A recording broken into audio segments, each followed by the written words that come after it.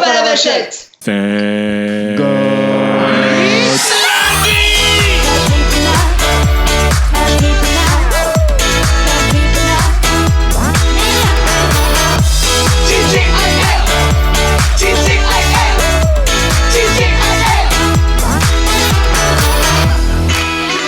Eh bien bonjour à tous, bienvenue dans ce nouvel épisode de Thank God It's Lundi. Et comme tous les lundis, je suis accompagné de mon ami Thomas. Bonjour Thomas. Et oui, et bonjour Guigui. Comme tous les lundis, on est toujours confinés. Malheureusement, c'est la dure loi du confinement. Hein. On est toujours confinés, donc c'est ce qui explique pourquoi l'audio n'est toujours pas au top de sa forme de la qualité. Mais c'est pas grave, car ça nous permet de nous connecter avec des gens en vidéo. Et ça nous permet de filmer le tout, car peut-être que vous ne savez pas, mais tous les mercredis, vous allez pouvoir retrouver Thank God It's Mercredi sur YouTube. Notamment, vous allez pouvoir découvrir l'écharpe de Miss France en vidéo. Vous allez pouvoir découvrir le pilou-pilou de Marilou en Stitch. Et cette semaine, vous allez pouvoir découvrir nos invités en vidéo également, mais pas lundi, mercredi prochain sur notre chaîne YouTube. Alors, je te propose qu'on dive into the subject right now. Exactement, et qu'on reçoive nos invités comme il se doit. Les invités du jour. Et oui, vous avez bien entendu les invités du jour, car cette semaine, ils sont deux. Alam et Antonin, bonjour. Bonjour. Oh, comme ils sont mignons, on se croirait sur une chaîne YouTube. Bonjour les copains. Hyper synchro. Alors, pour respecter la tradition du podcast, Guigui, on va lancer le minuteur et on va vous demander, Alam et Antonin, de vous présenter en une trentaine de secondes. Vas-y. Alors, je m'appelle Antonin, je suis photographe et réalisateur.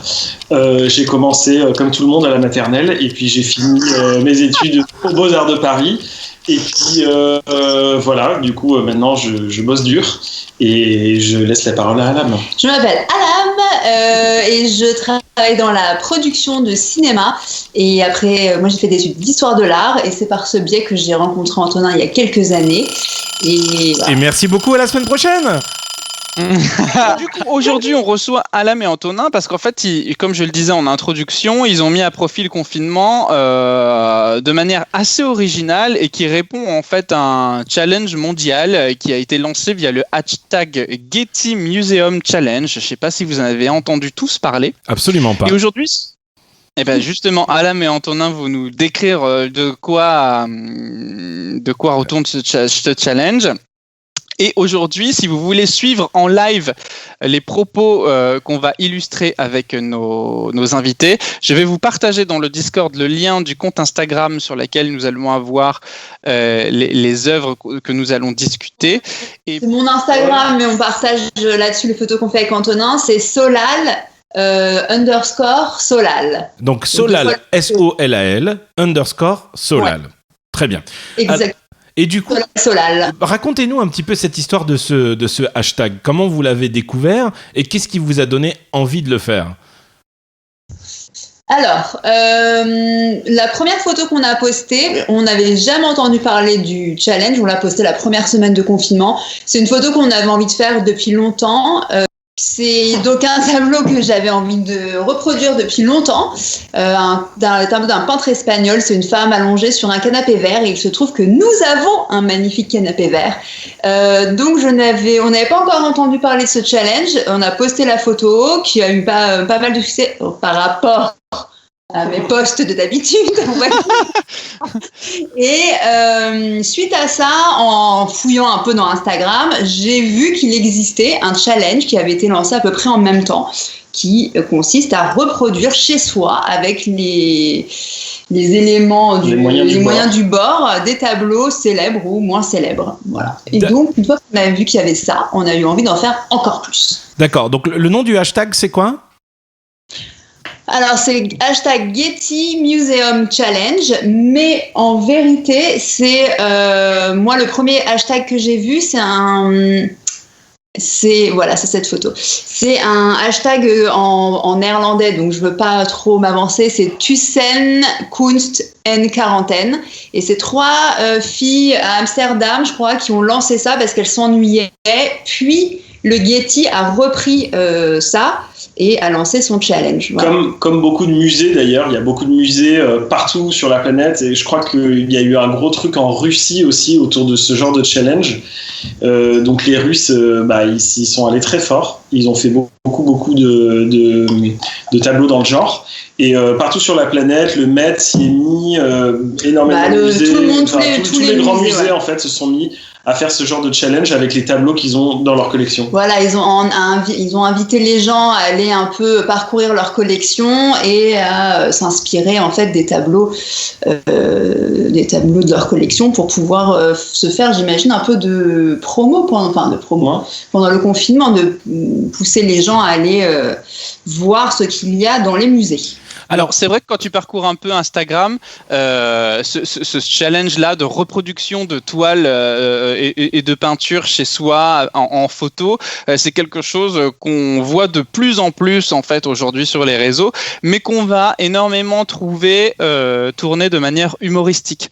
On va souvent avoir des gens qui vont reproduire des coiffes avec des rouleaux de PQ, avec 3 morceaux de drap et tout machin. C'est vrai que c'est rigolo à première vue, mais on se lasse vite de ce genre d'interprétation. Et moi, ce que je salue dans votre travail, et c'est ce dont je voudrais discuter ensemble, c'est toute l'approche artistique qu'il y a derrière. C'est-à-dire que vous arrivez à reproduire, et on le voit d'ailleurs au fur et à mesure de vos posts, le travail millimétré qui se fait de plus en plus et de mieux en mieux. Vous interprétez du coup le tableau au millimètre, dans la lumière, dans la représentation. Remets une comparaison entre deux choses, par exemple. Ouais. Reprenons par exemple le premier tableau. Ça, c'est la toute première interprétation que vous avez faite. Ouais, mais justement, il faut montrer l'évolution. Ah oui, voilà. Exactement. Donc, le tout premier tableau que vous avez fait, c'est de Ramon Casas. C'est une peinture qui s'appelle Après le bal. Et en fait, voilà, tu es vraiment dans l'interprétation quasi similaire de la peinture, et on le voit, et vous pouvez aller le voir sur Instagram comme là je vous le partage. C'est vraiment surprenant, et déjà nous à l'époque quand on l'avait vu, ça nous avait surpris. On a toute une démarche ensuite qui se construit derrière. Moi, de la collection, une que j'affectionne particulièrement d'interprétation, c'est celle-ci. C'est de John White Alexander, une peinture qui s'appelle Le Repos, où là, en fait, on pourrait se demander si la peinture n'a pas été faite à partir de ta photo, quoi. C'est incroyable. Franchement, c'est surprenant. Moi, j'ai plein de questions. Je vais commencer déjà avec celle-ci avant qu'on enchaîne sur les autres. C'est quand vous démarrez, en fait, un travail d'interprétation, qu'est-ce qui vous fait choisir telle ou telle œuvre ? Alors, ce qui nous fait choisir telle ou telle œuvre, déjà, c'est un certain goût pour la peinture en particulier. En fait, je suis en train de répondre à cette question, mais c'est vrai que c'est surtout Alam en fait qui fait les recherches et qui choisit les œuvres. Et on les choisit aussi en fonction de ce qu'on peut faire. Alors parfois une ressemblance avec les personnages, et puis en fonction un peu de ce qu'on a chez nous, de ce qu'il est possible de mettre en œuvre, sachant que parfois on se fait des challenges et on n'a pas les accessoires exactement, mais on va soit les customiser, soit carrément les fabriquer comme on l'a fait pour certains bijoux, par exemple, dans certaines peintures ou certains petits accessoires, où on va nous-mêmes fabriquer les choses, mais on sait qu'on peut les fabriquer, et donc on choisit aussi. Donc tout le monde nous dit mais c'est très étonnant, mais comment vous faites ? Vous avez justement la bonne robe et le bon objet, etc. Alors il faut savoir qu'Alam a une affection particulière pour les robes. Alam a 150 robes, donc ça aide un petit peu. Et puis on chine énormément et ça sert enfin à quelque chose, donc on est très content. Oui, on accumule beaucoup dans cet appartement, donc ça sert enfin. Et effectivement, en fait, quand les gens nous disent mais c'est fou, bah oui, mais sinon on n'aurait pas choisi ce tableau. Si on l'a choisi, c'est parce qu'on sait qu'on peut le faire. Et du coup, nous, on a un mot d'ordre depuis le tout début, c'est pas de rouleau de papier toilette dans nos photos. C'est très bien. À moins que vous trouviez... Original, comme ça n'existait pas. Voilà, c'est ça. C'était ça ma question. Et si jamais dans un tableau original, il y avait un rouleau de PQ, et ben là, on dit oui. Là, franchement, ce serait le challenge de trouver un tableau qui aurait un rouleau de papier toilette dedans. Très bonne idée. Je veux bien qu'on m'envoie des suggestions à ce propos. S'il y a des auditeurs qui peuvent nous envoyer. Voilà, en MP sur Instagram, je prends les suggestions si les gens en trouvent. Et on sera peut-être un plaisir de remplacer ce rouleau de papier toilette par un livre. Et oui, parce qu'en fait, il y a aussi de la substitution qui est faite selon certaines œuvres. Il y en a une notamment moi, je l'ai compris qu'après. Et j'aimerais, Guigui, si par exemple tu la vois, je vous la partager à l'écran et je vous montrer en fait toute la richesse de votre interprétation. Et vraiment, ça va vraiment au-delà de juste une reproduction basique. Et après, derrière, on parlera de l'interprétation, de la photo, de la lumière, etc. Alors, ne bouge pas. Ici, nous avons... Voilà, ok, vas-y, je t'écoute. On a ici le tableau original. Si on regarde le tableau original, on voit en premier plan du coup une jeune fille assise, regardant à travers la fenêtre, on imagine, posée, pensive, un peu triste peut-être. Et au fond derrière, qu'est-ce qu'on remarque ? On remarque un homme. Et a priori, moi, c'est ce que j'ai vu tout de suite. C'est juste un homme dans un coin, sans prêter plus d'attention à l'analyse de la photo. Ensuite, de la peinture, pardon. Le mec, il confond tellement les choses sont similaires. Ensuite, on voit la photo. On voit exactement la même photo, la même lumière, le même sens. L'homme derrière, pareil, qui la regarde. Et là, normalement, si vous êtes assez exigeant, vous remarquez qu'il y a quelque chose qui peut être gênant sur cette photo. En tout cas, ça a été le cas pour moi. C'est l'appareil photo. Je ne sais pas si tu vois, Guigui, l'appareil photo. Bien sûr. Et alors, Antonin, est-ce que tu peux nous expliquer pourquoi un appareil photo figure là alors qu'on ne le voyait pas sur la peinture ? Eh bien, parce que puisque en fait l'idée du tableau précédent, alors c'est quelque chose qui a beaucoup été vu dans la peinture, les jeux de miroirs, etc. Il y a énormément d'exemples dans l'histoire de la peinture, mais en fait c'est une façon pour l'auteur de signer son œuvre et d'apparaître discrètement, plus ou moins discrètement. Alors là il n'est pas très discret, mais l'auteur de l'œuvre d'apparaître lui-même dans l'œuvre. Et là on le voit avec son chevalet. Et on voit, même si on regarde bien, on voit un tout petit peu sa main qui applique certainement de la peinture sur le chevalet. Donc il est vraiment en plein acte de création. C'est comme un instantané, en fait. C'est exactement comme un instantané. Et donc c'est une façon aussi pour lui d'apparaître. Et ce qui est beau, c'est que ce que j'aime moi particulièrement, c'est qu'il apparaît avec son outil. Et en fait, il apparaît avec le dos du tableau que nous, on est en train de regarder. Je trouve ça assez intéressant. Et évidemment, du coup, j'ai transposé le tableau en appareil photo. C'est hyper intelligent. Moi, j'adore, c'est trop bien. C'est incroyable.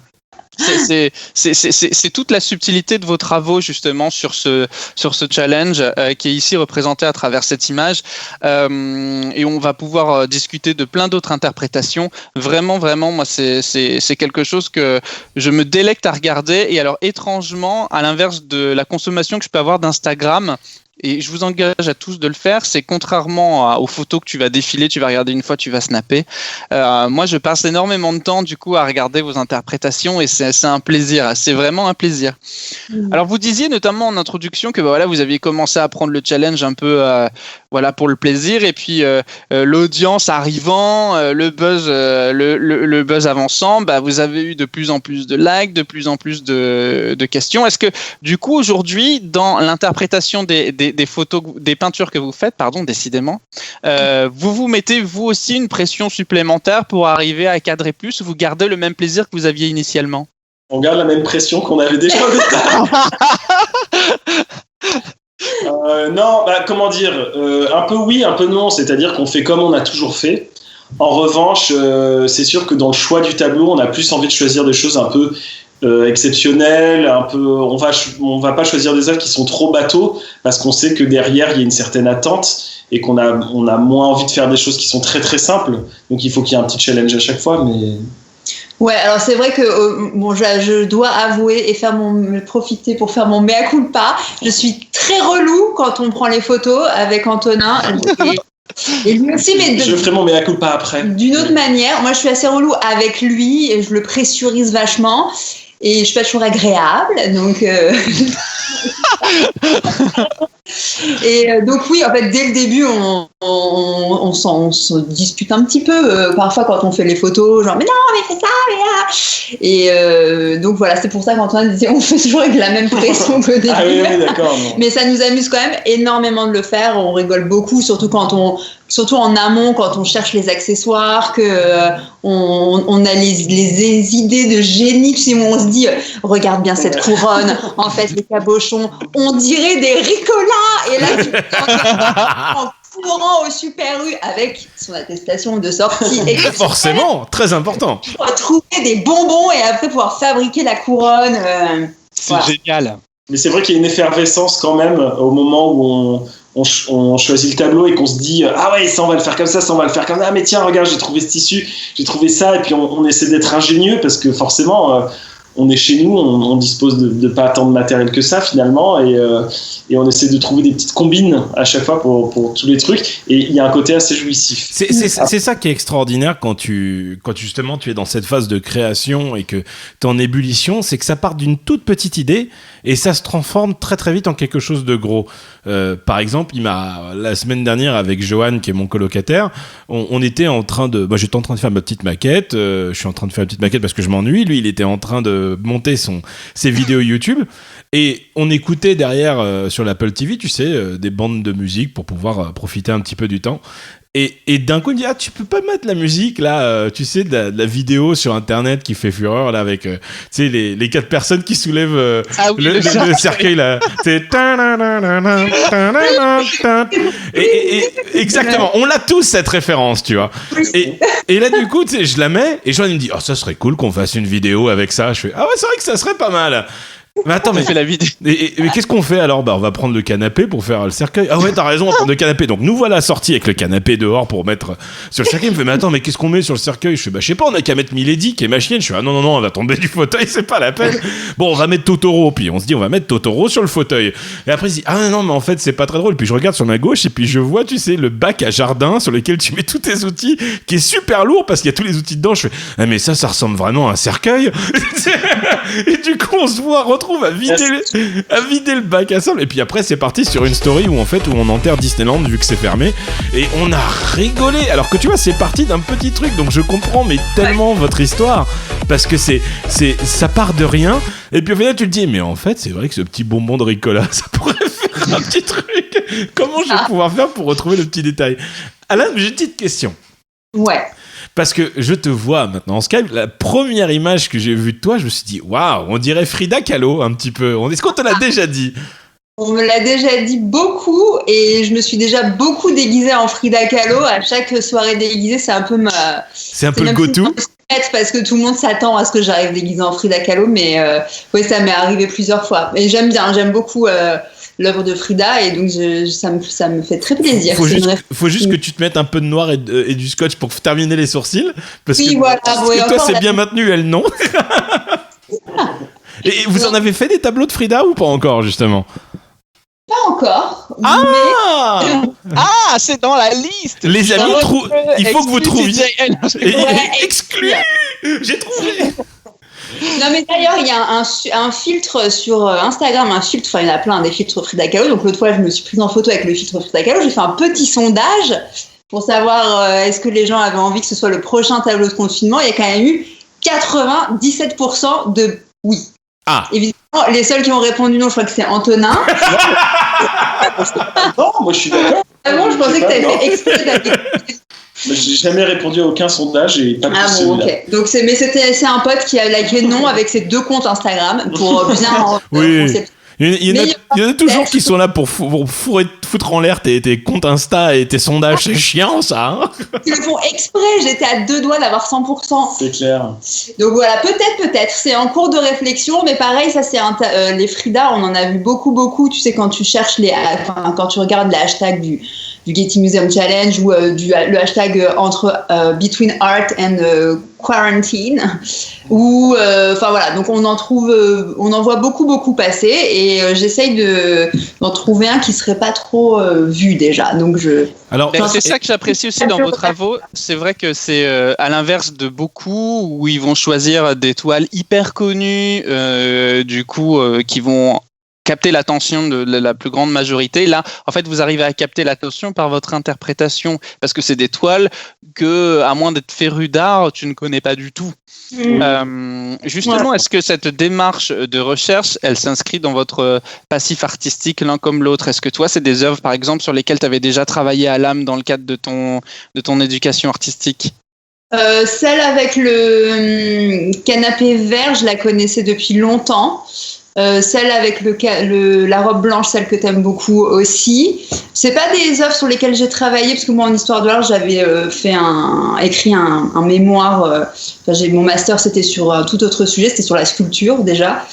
Donc c'était pas du tout sur la peinture, mais la peinture, j'aime beaucoup la peinture et j'ai également plein de comptes Instagram dédiés à la peinture et aux costumes, et aux robes, à la mode dans la peinture. Donc c'est des toiles, la plupart que j'avais déjà croisées en faisant mes recherches pour alimenter mes autres comptes Instagram. Et tu sais, je me fais des petits Pinterest, je me mets des petits trucs de côté. J'ai une petite base de données d'images, mais il y en a certaines que j'ai découvertes la semaine dernière. Tu vois, je sais pas, celle avec le globe. Oui. Je l'ai découverte quelques jours avant et je me suis dit, c'est évident, il faut qu'on la fasse. On a le globe, on a des tissus, c'est bon. Et le goût pour la peinture du 19e, c'est quelque chose qu'on partage tous les deux en dehors de tout challenge ou Instagram ou quoi que ce soit. Je veux dire, quand on va dans des musées, ce qu'on aime, c'est voir de la peinture 19e, etc. On a vraiment un goût pour ça. Tous les deux, on partage ça depuis longtemps. Ouais, c'est vraiment notre période de prédilection et même les objets 19e, l'histoire du 19e, les personnages historiques du 19e sont ceux qui nous touchent le plus. Donc c'est pour ça que on a quasiment que des tableaux du 19e ou du début 20e. Et c'était de toute façon ma période de recherche quand j'étais en histoire de l'art, le 19e. Et moi j'avais une question du coup pour toi Antonin, en tant que photographe, l'appréciation de la lumière aujourd'hui dans un espace privé, l'appartement qui n'est pas un studio en fait de photo, comment tu arrives à gérer justement cette exigence pour arriver à se caler aussi bien aux peintures que vous représentez ? Alors, il y a un fait assez établi, c'est que la plupart des peintres de l'époque utilisaient en particulier des lumières naturelles. Quand c'était pas la nuit et que c'était éclairé à la bougie ou des choses comme ça, ou avec des lampes, comme de la tour par exemple qui fait des clairs-obscurs, la plupart en fait ce sont des lumières naturelles, donc c'est facile à reproduire. On fait comme eux en fait, on se met dans l'atelier, on voit si la lumière vient de gauche, on s'arrange pour que la fenêtre soit à gauche, si la lumière vient de droite, on s'arrange pour que la fenêtre soit à droite. Et puis parfois il y a des petites lumières d'appoint, il y a des choses qui ont été clairement faites en studio, justement la nuit. Je pense par exemple à celle avec le crâne et le grand cerceau. Et dans ce cas-là, en fait, on a recréé une espèce de studio et j'ai disposé des lumières électriques du coup. Ah d'accord. Elle est belle. Elle est belle. C'est ma préférée. C'est beau. C'est ta préférée ? Ouais. C'est vrai qu'elle est. Alors, combien de temps on met pour interpréter une peinture pareille en photo, justement ? Parce que j'imagine que ça se fait pas en un claquement de doigts. Ah non, c'est. Ça dépend. Il y en a qui prennent beaucoup plus de temps que d'autres, même si de prime abord elle paraissait très simple. Celle-là, finalement, ça a été assez vite. Une fois en fait, je l'ai découverte il n'y a pas si longtemps, cette peinture, et je me suis dit ce serait super de la faire parce qu'il n'y a pas vraiment de décor, on peut faire ça chez nous. On a un crâne, qui est un truc qu'on a chez nous parmi tous nos objets de curiosité, qui vient de l'atelier d'un peintre qui est assez ancien. Et je dis ça parce que plein de gens nous ont demandé pourquoi on avait un crâne. Oui, je dois t'avouer que c'était une de mes questions. Comment ça se fait qu'on a un crâne chez soi ? Voilà, donc parce que Antonin vient d'une famille d'artistes, de peintres, et donc c'est un crâne qu'il a eu. Des héritages. Voilà, qui est dans l'atelier d'un de ses aïeuls. Et je me suis dit, il faut absolument qu'on la fasse, comment faire le cercle de lumière. Et je me suis souvenu que dans la cave, on avait un cerceau. Qui servait aux Olympiades de Thomas à l'époque, non ? Il a d'un seul coup une lumière. Ah, les Olympiades. Mais ça, pareil, j'étais là, mais c'est bon, on a un cerceau, on a un crâne, nous on a un drap noir, c'est ok. On a une femme. Voilà. On a une femme, c'est bon. Une chaise. Et du coup, celle-là, finalement, n'a pas été si longue que ça. Il y a eu un peu de mise en place de lumière, justement. Mais celle-là, ça a été... Etc. Oui, la coiffure, ça a été un peu long, parce que comme vous pouvez le voir, j'ai les cheveux tout raides. Donc, pour me faire ça, là... avec le temps, on a fini par comprendre aussi que plus il y a de draps, plus il y a de textile, plus c'est compliqué, en fait. Ah oui, le textile, c'est l'enfer, je le dis. Ah ouais. Mais c'est si pour ça qu'il faut faire des tableaux de nus. Il faut faire des tableaux de nus. Bien sûr, mais pour Instagram, ça fonctionnera pas. Ah non, c'est clair. Ouais. Mais oui, effectivement, celle-là, finalement, a été assez rapide. Celle-là, ça a été un peu long, celle avec les cartes, la joueuse de cartes. Ça a été un peu long de mettre en place tous les tissus là sur les bras et tout, parce qu'évidemment, j'avais pas, pour le coup, une robe comme ça. Je tiens à attirer votre attention, vous voyez sur la chaise là, il y a des petits cabochons. Oui. Voilà. Et Alam a eu une idée de génie. Est-ce qu'on peut voir la photo? Alors ça se voit pas bien sur la photo, mais en fait on a collé avec de la pâte à fixe des petits coquillages. Mais c'est incroyable. C'est génial. Les cartes, on avait des vieilles cartes chez nous, et si vous voyez au premier plan de l'image, il y a une petite croix avec une petite perle, et puis normalement c'est une petite pierre en émeraude avec une chaînette. Ouais. En fait, fabriqué, j'ai pris 2 bouts de fil de fer, j'ai fait une croix avec une boucle d'oreille qu'on a clipsée, on a fait la petite perle, et j'avais une petite chaînette, et puis c'est quoi une petite perle verte? C'est une petite perle turquoise, voilà. Donc c'est vraiment un mélange, et pour les manches par exemple, regardez bien sur le tableau, en fait d'un côté sa manche semble blanche et de l'autre elle semble noire. Oui. Et du coup sur la photo on a mis d'un côté une chemise et de l'autre un... Oh, mais c'est incroyable. C'est génial. Vraiment, on est là au niveau du détail. On en est là. Les petites dentelles, là, c'était un lot de dentelles que j'avais acheté aux enchères, qui m'existe depuis des années, qui étaient au fin fond de mon dressing. J'ai retourné mon dressing pour les retrouver. Et le point de départ de cette photo, c'est ma petite sœur qui me l'a envoyée en me disant « Ce serait trop bien que tu la fasses. » Voilà.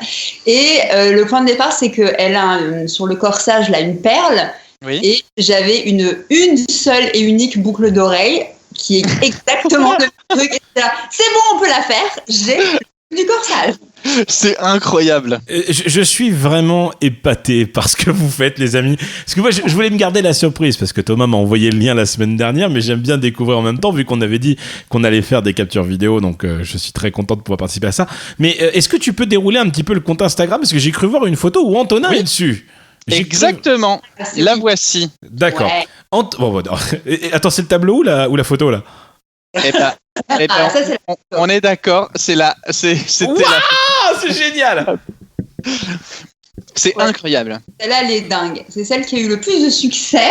Ah oui, c'est sur mon propre compte Instagram. Et non, celle-là, elle est. Mais d'ailleurs, c'est moi qui ai actionné le bouton pour prendre la photo. Donc, c'est Alam qui a fait la photo. Je suis très très forte en photo. Justement, c'était ma question. Antonin, là, c'est toi qui es mise en scène. Comment ça s'est passé du coup? C'est toi, Alam, qui a pris la direction artistique sur ce coup-ci ou comment ça s'est déroulé? Je me permets de répondre à cette question sur un détail. En fait, la direction artistique, elle est commune. L'acte photographique qui consiste à appuyer sur le bouton, finalement, l'appareil photo, il est sur pied et on met tout en place ensemble. Et au dernier moment, j'appuie sur le bouton, mais en fait... faire la photo, c'est pas le gros du boulot. Ouais. Et là, effectivement, c'est Alam qui déclenche et c'est elle qui a beaucoup œuvré à tout mettre en œuvre.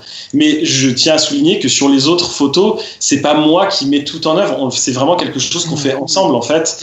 Et c'est pas juste Alam pose et Antonin fait les photos. C'est vraiment quelque chose qu'on construit complètement ensemble. C'est génial. Et est-ce que vous avez Thomas, excuse-moi. Est-ce que vous avez un objectif de photos par semaine, par jour ou quelque chose comme ça? Ou c'est franchement en fonction de là on a réussi, on le poste tout de suite, ou alors celle-là j'aimerais qu'on la retravaille et ça prend plusieurs jours? C'est quoi vos objectifs photos? Moi je veux poster, j'essaye de poster 2 fois par semaine. 2 fois par semaine, d'accord. Ouais, donc parfois il y en a qu'on fait coup sur coup. Celle-ci par exemple, la dame espagnole, elle a été faite juste avant celle qu'on a vue précédemment avec le cerceau et le crâne, parce qu'en fait c'est le même set derrière, avec le drap et juste assise sur une chaise. J'ai juste changé de coiffure et changé de vêtements. Mais ça a été fait, toutes les deux, elles ont été prises le même après-midi. Et on a choisi de poster d'abord celle de la dame espagnole, là, parce que c'était plus simple et qu'elle était faite déjà. Et qu'est-ce qu'on a fait? Celle-là, le dormeur, on l'a pas faite aussi le même jour que la joueuse. Ouais, peut-être. Non, c'est ces deux-là. Celle debout sur le fond rose et celle allongée en blanc, on les a faites aussi le même jour. Donc parfois on en fait le même jour, comme ça on les a d'avance, et parfois on se dit allez, il faut en faire une. Je veux en faire une. On a envie d'en faire une et donc on l'a fait et ça nous prend quand même pas mal de temps. On se donne une après-midi en général. Vous en avez fait combien pour l'instant? 6, 9, ouais, je sais plus. Ouais, c'est ça. Une dizaine, ouais. Il y a d'ailleurs sur le compte Instagram, vous pourrez voir, vous avez eu le droit à un reportage sur France Info sur votre production et on voit en accéléré, alors on pouvait le voir également dans tes stories, mais vu que c'est éphémère, on revoit dans le cadre de ce reportage en accéléré justement la mise en production de la photo du médaillon qui est là. Et on se rend compte à travers cette mise en production déjà des subterfuges cinématographiques que l'on prend pour la pose de la photo et je laisse à chacun le plaisir de découvrir les coulisses des photos et des accessoires, mais on se rend compte surtout en voyant le temps, les allers-retours, les machins, que ça se fait pas en un claquement de doigts et que ça prend énormément de temps. Et à tenir la pose aussi, ça doit pas être évident parce que à la quête comme ça, à chaque fois de ce mimétisme quasi absolu entre la peinture et la photo, enfin, il y a un caractère et une vertu qui est la patience qui quand même est à souligner dans le travail que vous faites.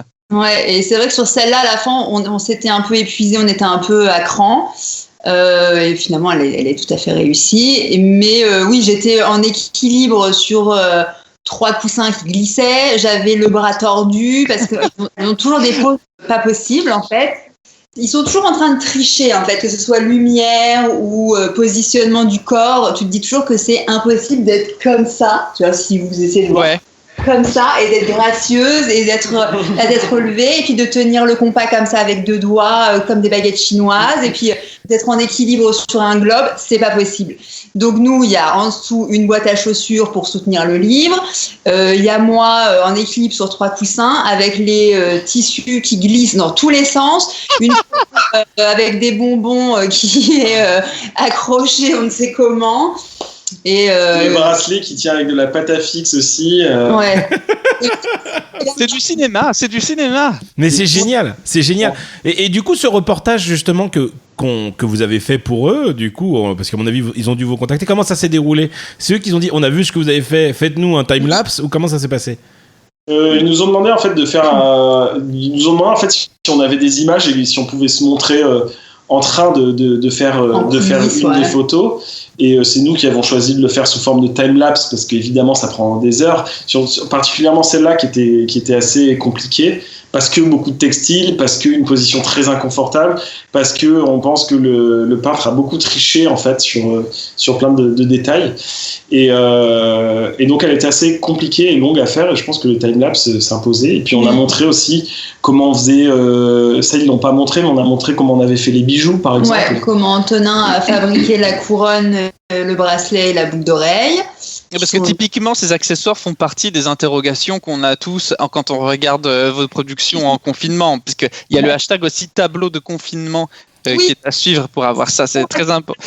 Et typiquement, voilà, la couronne avec ses joyaux rouges et verts, what the fuck, d'où ça un bonbon rouge, un bonbon vert, un bonbon rouge, voilà. Des bouts de fil de fer, de l'aluminium peint à la bombe, incroyable. Carton, et puis voilà. Ouais. Incroyable. C'est vraiment un boulot. À l'état pur. Je trouve ça mais vraiment super quoi.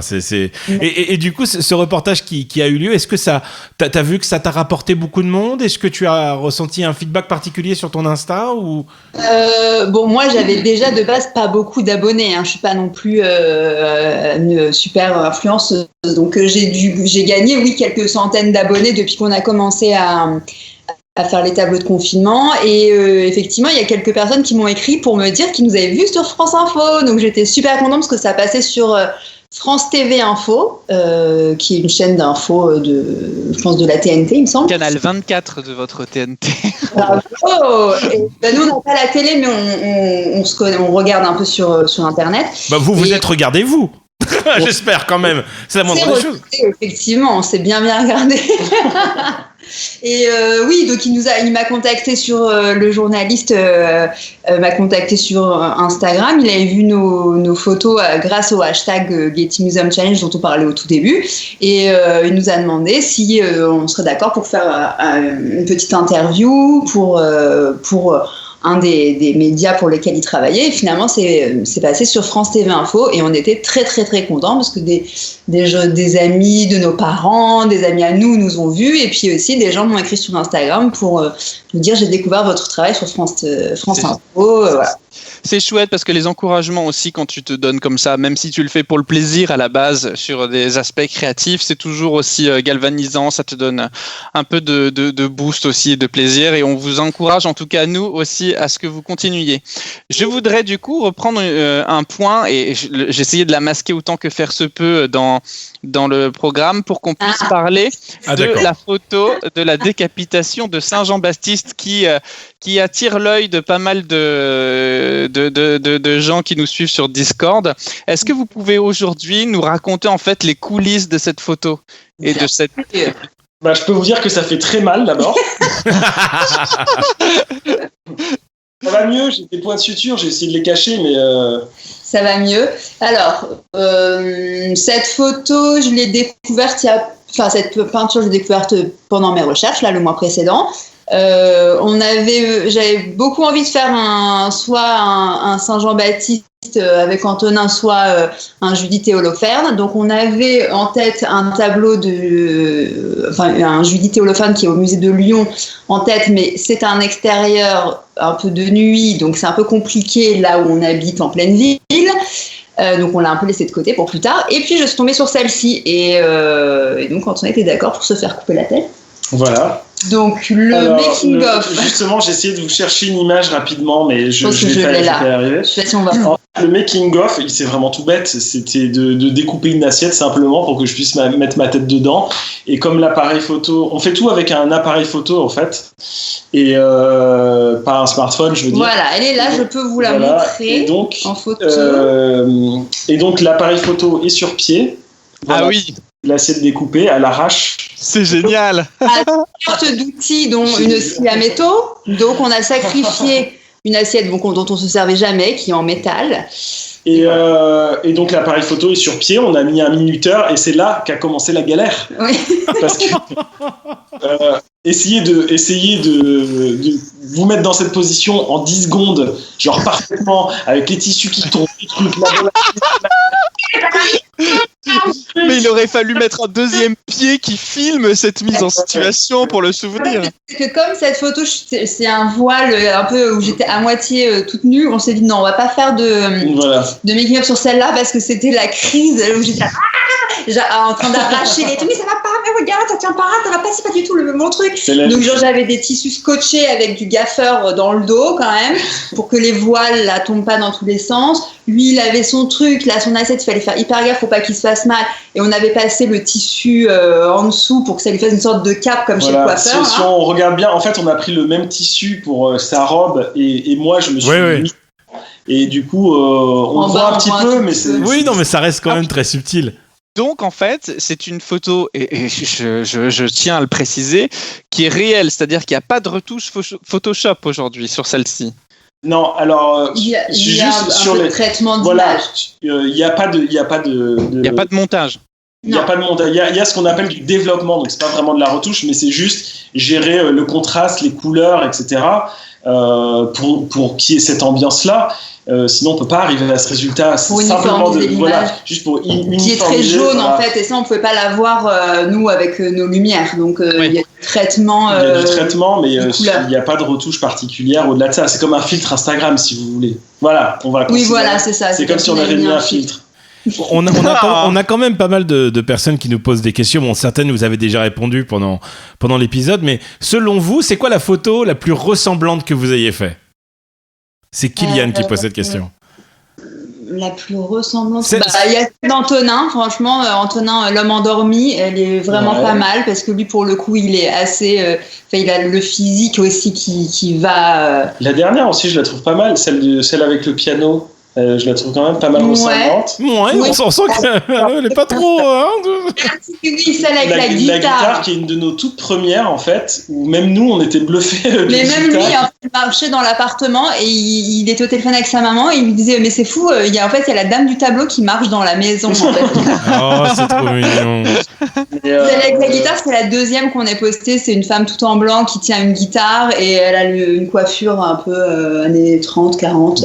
Mais alors là, pareil, au-delà de la guitare et des accessoires, la robe, à quel moment tu arrives à trouver de quoi faire exactement en bande de tissu, les mêmes motifs, la même épaisseur de cette robe. Tu sens le moment trop fier, tu sais l'arrivée. Ça, c'est mon côté accessoiriste là et costumière. En fait, j'avais une robe que j'ai achetée au Brésil quand on y est allé il y a quelques mois, qui a un haut comme ça avec des grandes manches. Mais elle n'est pas assez longue, donc Antonin a eu l'idée d'aller chercher notre nappe de salle à manger qui est toute blanche et ronde. On a plié en deux et qu'on a mise comme ça avec des épingles. Et donc ça fait incroyable. Un rond, acier. Et les bandes, en fait, j'avais un long, une sorte de longue ceinture, un long ruban, en fait, que j'ai retrouvé dans mes archives au fin fond de mon dressing. Parce qu'au début, je voulais absolument qu'on la fasse. Et je disais, mais j'ai pas de dentelle noire, comment on va faire? Ça va être raté. Et là, pareil, je fouille, et je sors ce truc. Non, mais à côté des anciennes dentelles que tu avais recherchées pour la photo de la liseuse de cartes. Voilà, c'est ça. Et donc, genre, comme ça, et je lui dis regarde, et on compare, on se dit non mais c'est fou, c'est exactement pareil, et du coup on a ouvert un peu on a tiré la robe, on a posé les trucs avec des épingles, on a tout épinglé, et donc voilà, c'est un haut de robe, un bas c'est une nappe et un grand ruban. Customisation, et il y a pas mal en fait, la plupart des vêtements sont customisés de cette façon avec des assemblages de différents tissus. Il y a rarement eu, je crois... À part la robe où je suis toute debout, toute droite, avec le chapeau à la main, c'est la robe telle qu'elle est. Mais le chapeau était customisé. Oui. Voilà. On a Dim qui nous demande une question qui est, après le confinement, est-ce que vous pensez continuer à faire ça, ou là c'est vraiment une lubie que vous développez pour vous occuper? Les deux, mon capitaine. Oui, continuez. Une lubie qu'on a depuis qu'on est confiné, mais une idée qu'on avait depuis longtemps et qu'on a enfin pris le temps de mettre en œuvre, disons, et l'envie absolue de continuer après, et même d'aller beaucoup plus loin, et de pouvoir faire aussi des tableaux qui se font en extérieur, avec d'autres personnes. On a déjà des personnes qui nous ont fait des propositions de commandes ou de choses comme ça, donc c'est vraiment quelque chose qu'on a envie de continuer. Moi c'est très très bonne nouvelle. À me dire, quand on pourra repartir en vacances, je regarderai vraiment bien où on ira, à quoi. Attends, il me semble que Monet il a peint quelque chose là-bas. Voilà, c'est ça. Et donc là, je prendrai les tenues adéquates pour pouvoir faire des tableaux de confinement. Tout d'un coup, on va aller des destinations totalement inattendues, juste parce qu'en fait, il y aura le bon mur ou la bonne truc. En tout cas, c'est vraiment un super travail. Merci Thomas de m'avoir fait découvrir ce truc-là, parce que c'est vraiment très très cool. Bon, je sais que c'est un podcast audio, mais on vous invite énormément à aller sur leur compte Instagram, c'est Solal, S-O-L-A-L, j'arrive même pas à le dire. S-O-L-A-L _Solal, donc c'est 2 fois le même mot. Alors, regardez ça, mettez-le en début. Bon, c'est con ce que je dis à la fin, mais regardez-le quand même pour pouvoir réécouter le podcast avec leurs informations. C'est vraiment quelque chose d'extra. Thomas, est-ce qu'on leur ferait pas un petit jeu, ces deux amis? Ah, bah écoute, ça tombe bien, on en a un sous le coude. Un petit jeu. Oui. Attends, t'as pas mis le générique.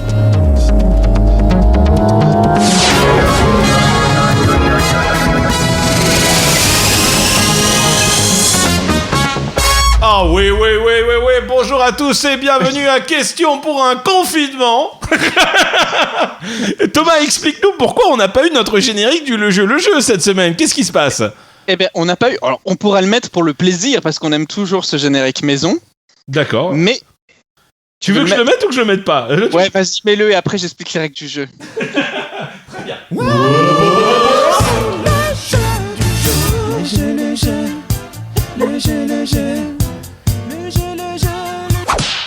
Alors, le jeu du jour, en fait, on applique une règle qui est celle du face-à-face de questions pour un champion. Je ne sais pas si vous étiez amateur de l'émission. Non. Ou amateur, c'était un grand mot, mais en tout cas, on l'a tous au moins regardé une fois le programme. Donc, lors de cette épreuve, on a 2 candidats qui sont face-à-face et le présentateur, qui vont être à la fois Guigui, à la fois moi, vont lire, en fait, une description de quelque chose, et il faut généralement que le joueur prenne la main pour apporter sa réponse. Là, aujourd'hui, on va pas faire comme ça. Le premier d'entre vous deux, en fait, qui va vouloir apporter une réponse, lève la main, on donnera la parole à celui qui a levé la main en premier. On s'arrêtera de parler. Si c'est la bonne réponse, le point lui revient. Si c'est la mauvaise réponse, On continue à lire le truc, etc., etc. Très bien. Ok. Ça va ? On fait comme ça ? Donc il n'y a pas d'histoire de main. Si par exemple je lève une main une fois, je peux très bien lever la main la deuxième fois. Il n'y a pas de souci, d'accord ? Le but du jeu, c'est que le meilleur gagne. Ah, d'accord. Je sens que ça va être le bordel. Non. Donc je vais commencer par la première. Alors, tout ce qu'on vous fait deviner aujourd'hui, c'est des peintures. Ok. Ok ? Yes. Alors attention, c'est parti. Première proposition. Je compte parmi les plus célèbres œuvres de l'histoire de la peinture. Scène de genre. Antonin. On peut lever la main autant de fois qu'on veut, en fait. Bah oui, mais J'allais dire mais là, tout d'un coup, scène de genre, ça n'a plus. Okay, la Joconde. Non. Non. Bon. Scène de genre, j'offre à qui apprécie me regarder un moment de calme et de tranquillité dans l'atmosphère. Antonin. C'est le déjeuner sur l'herbe. Non. Non, c'est pas le déjeuner lunaire. Pardon, je reprends. Vous pouvez continuer. Vous pouvez continuer. La description n'est pas terminée. Tant l'atmosphère que je dégage paraît saine et paisible. La tâche domestique à laquelle surprend de... j'ai oublié un mot. Ah. Oui. La laitière de Vermeer. Bon, bravo. Bravo. Alors, pour corser le jeu, on va dire que vous n'avez le droit qu'à 3 levées de main sur une sélection de description. Mais normalement, dans Question pour un champion, quand tu lèves la main, tu n'as pas le droit de relever la main tant que l'autre n'a pas donné une réponse. Ben on va faire ça alors. Ah oui, c'est ça, je garde la main ou je sais pas Ah quoi. oui, là. je garde. Ouais. Je garde la main, c'est ça. Ok, on fait ça. Donc attends, il faut qu'on note quelque part le point parce que sinon je vais être perdu. Donc, Alam, 1 point. Oui. Donc, peint vers 1658, je suis exposé depuis 1908 au Rijksmuseum d'Amsterdam. Je suis la laitière de Vermeer. C'est une bonne réponse. Très bien. Deuxième, c'est moi qui l'ai fait. Thomas, je te laisse vérifier les mains, d'accord ? C'est parti. Je représente ce qu'Emmanuel Macron appelle de ses voeux l'art de vivre français. Cette joyeuse scène résonne avec chacun d'entre nous et la dimension de l'œuvre offre à chacun le souvenir de temps jadis apprécié de tous. Je suis une peinture murale à caractère religieuse réalisée de 1495 à 1498 pour un réfectoire du couvent Santa Maria del Grat. Oui, Alam. La scène de l'eau. Ah oui, c'est une bonne réponse. Comme on a fait la main en même temps et que tout à l'heure aussi, et que tout à l'heure c'est elle qui a été interrogée, je trouve que c'est dégueulasse. Eh ben écoute, tu as encore des chances de te rattraper. En plus, que représente le tableau ? Moi, donc j'ai une légitimité normalement à répondre à cette question. Alors, vous savez ce qu'on va faire ? On va mettez votre main au centre de l'écran parce qu'Antonin, comme tu l'as levé sur le côté, je ne l'ai pas vu. Bah oui. Je t'avais dit que ça allait être le bordel. C'est parti pour la troisième. La troisième, c'est parti. Huile sur toile, je suis conservé au MoMA de New York depuis 1941. Le paysage que je représente est la vue qu'avait mon auteur depuis sa chambre d'hôpital à Saint-Rémy-de-Provence en 1889. Antonin. Ah, je suis pas sûr, mais c'est un tableau de Van Gogh ? Oui. Lequel ? Et la chambre, je sais pas comment ça s'appelle. C'est faux. La chambre avec tabouret. Continue Thomas. Je continue. Issu du mouvement post-impressionniste et aux tonalités bleues, j'ai pour particularité de figurer pour la première... Oui, Alam ? C'est pas la montagne Sainte-Victoire ? Non. Ça, c'est ça. Non. Ah. J'ai pour particularité de figurer pour la première fois ce que la science avait à l'époque récemment identifié de galaxies en spirale. Oui, Antonin. Ah oui. Comment la nuit étoilée, ça s'appelle ? Oui, c'est une bonne réponse. Oh, Antonin. C'est bien. Attends, j'en chie avec la technique. Très bien. Vas-y, quatrième, on est à 2 pour Alam, 1 pour Antonin. Top. J'ai pour particularité d'exister en 5 versions différentes, en peinture, en pastel ou au crayon. La majorité de mes sœurs sont encore aujourd'hui en Norvège. Réalisées en...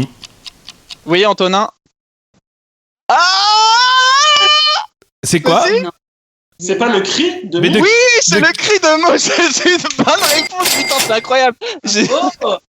Très convoité, je fus théâtre de nombreux vols, dont le dernier à main armée remonte au 22 août 2004 quand même. C'est incroyable. Ouais, et apparemment, elle a été détruite d'ailleurs, cette version-là. Ouais, elle a été très mais ouais. On est à 2 partout. Il nous reste encore 2 possibilités. Oh là là, la pression. Tout était à faire. C'est comme si on repartait de zéro là. C'est parti. Thomas, quand tu veux. C'est parti. œuvre imposante, je fus réalisé entre les mois d'octobre et de décembre 1830. Louis-Philippe m'exposa quelque temps au musée royal avant de me rendre à mon maître peintre qui obtenu la permission de me faire figurer à l'exposition universelle de 1855. Fréquemment choisi comme symbole de la République française ou de la démocratie. Antonin. C'est un tableau de Delacroix. Oui. La liberté guidant le peuple. Oui. Oh, cette remontada là. Félicitations, je vois que Scarlett sur le Discord avait la bonne réponse en même temps que toi. Hein. Bravo. Attention, on continue. Dernière position. Et s'ils sont en égalité, on fait comment Thomas, il nous reste qu'un seul stylo TGIL. Eh ben, ce sera au méritant. Attention, est-ce que vous êtes prêts ? Oui. C'est parti. Réalisé entre 1503 et 1506. Je suis un tableau éminemment célèbre. Depuis ma réalisation, nombre d'artistes m'ont repris comme référence. Antonin. La Joconde. Oh, mais... C'est incroyable, bravo, très bien.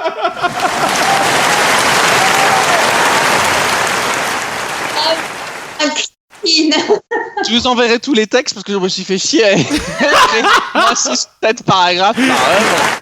C'est pour à chaque fois en 30 secondes, ça sert à rien. Oui, parce qu'en plus, à chaque fois que c'est mes trucs, j'ai pas le temps de parler.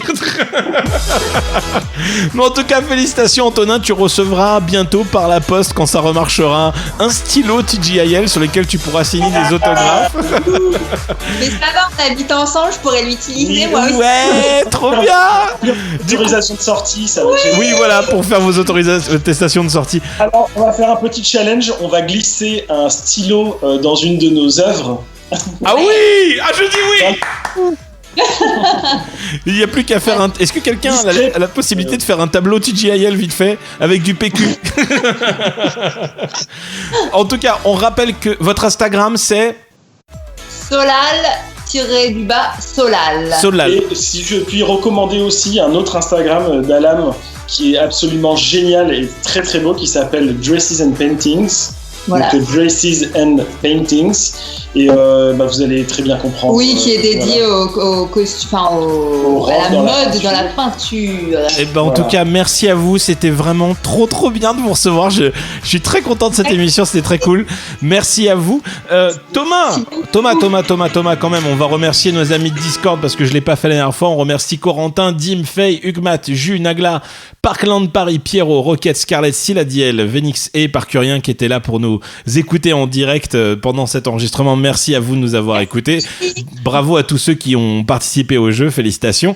Et du coup, forcément, tu sais, Thomas nous quitte toujours avec une petite musique. Et cette petite... Mais oui, alors, une fois n'est pas coutume, on va se quitter en musique. Et cette chanson, je pense, rappellera beaucoup de souvenirs. Nous allons écouter une chanson qui mérite d'être un peu plus connue, qui s'appelle Crucified Army of Lovers.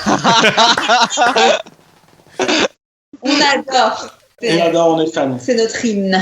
Et merci beaucoup. On écoute tout de suite Crucify. Je vous remercie encore tous les deux. Antonin, Alam, merci à vous. Thomas, je te dis donc à la semaine prochaine. Ciao, bisous tout le monde. Salut.